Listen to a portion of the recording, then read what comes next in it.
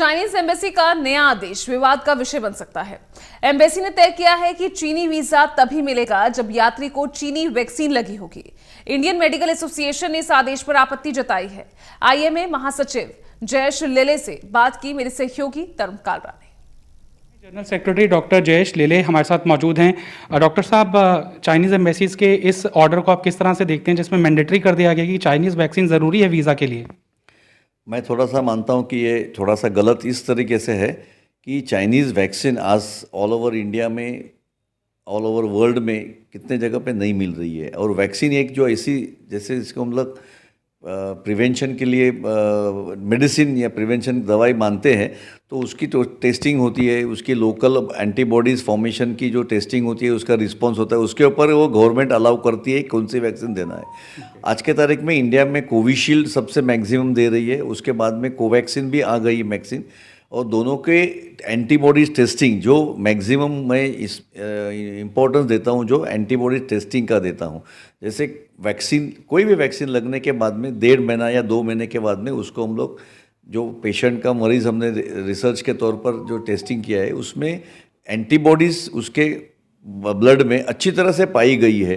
तो एंटीबॉडीज़ उसको अच्छी तरह से पाई गई है, मालूम है कि उसको मतलब वो उसको प्रिवेंशन करने की ताकत उसके बॉडी में है। तो वैक्सीन कौन सी है, इससे जास्ती इम्पोर्टेंस एंटीबॉडीज़ को देनी चाहिए। और अगर चाइना मानती है कि उसकी वैक्सीन देनी चाहिए, तो उसके एंटीबॉडीज़ और हमारे एंटीबॉडीज़ के सामने अगर जो टेस्टिंग हो जाएगा तो मालूम पड़ेगा कि ये हमारी वैक्सीन भी अच्छी है।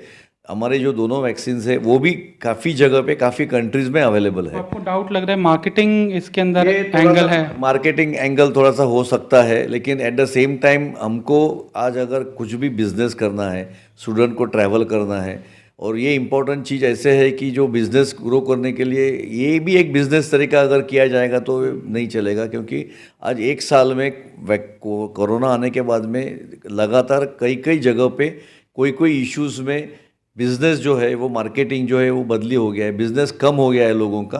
तो बिज़नेस को बढ़ावा देने के लिए इसको इम्पोर्टेंस नहीं देना चाहिए, ऐसे मानता हूँ।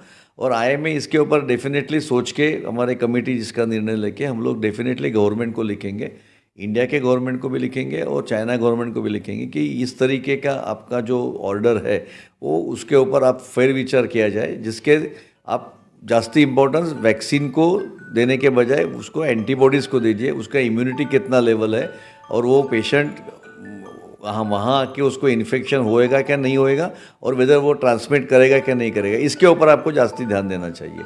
ऐसा हम लोग गवर्नमेंट को लिखने की सोचते हैं। लग रहा है कि अगर भारत भी इस तरह से करने लग गया फिर तो काम नहीं चलेगा। नहीं, ऐसा आज तक कोई दूसरे कंट्रीज़ ने किया नहीं है।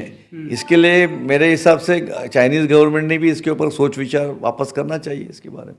क्योंकि सिर्फ भारत ही नहीं है, 20 देश हैं करीबन जिनके ऊपर ये प्रतिबंध है। अगर चाइना को उनका ग्रोथ का, उनका बिजनेस का बढ़ावा देना है तो उनको उसके ऊपर डेफिनेटली विचार करना चाहिए। और इंडिया गवर्नमेंट में आज के तारीख में तो चाइनीज़ वैक्सीन, आज के तारीख में कोई रिसर्च तैयार नहीं हो रहा है। इंडिया में भी 2 वैक्सीन आज के तारीख मौजूद है। वैक्सीन आगे भी आ सकती है, और वैक्सीन तो एक जो चीज़ है वो बदलती रहती है, इम्प्रोवाइजेशन होते रहता है। तो 6 महीने के बाद में आप देखेंगे तो उसमें यही वैक्सीन का अगला सब्सिडी, मतलब अच्छा वर्जन आ सकता है। तो वो रिसर्च तो चालू ही रहेगा, वैक्सीन तो बढ़ती ही रहेगी। अगर चाइनीज़ वैक्सीन आ गया तो अगर ऐसा है तो गवर्नमेंट को भी देखना चाहिए कि वैक्सीन अवेलेबल कर दे। लेकिन आज के तारीख में मैं मानता हूँ कि गवर्नमेंट ने इसके ऊपर फेर विचार करना चाहिए। तो देखिए, आईएमए कड़ी प्रतिक्रिया, इसका विरोध स्वरूप दे रहा है, और चाइनीज़ एम्बेसीज और भारत सरकार से भी आईएमए संपर्क करेगा ताकि इस ऑर्डर को वापस लेने की कवायद शुरू की जा सके। कैमरामैन पवन शर्मा के साथ तरुण कालरा, टोटल न्यूज़, दिल्ली।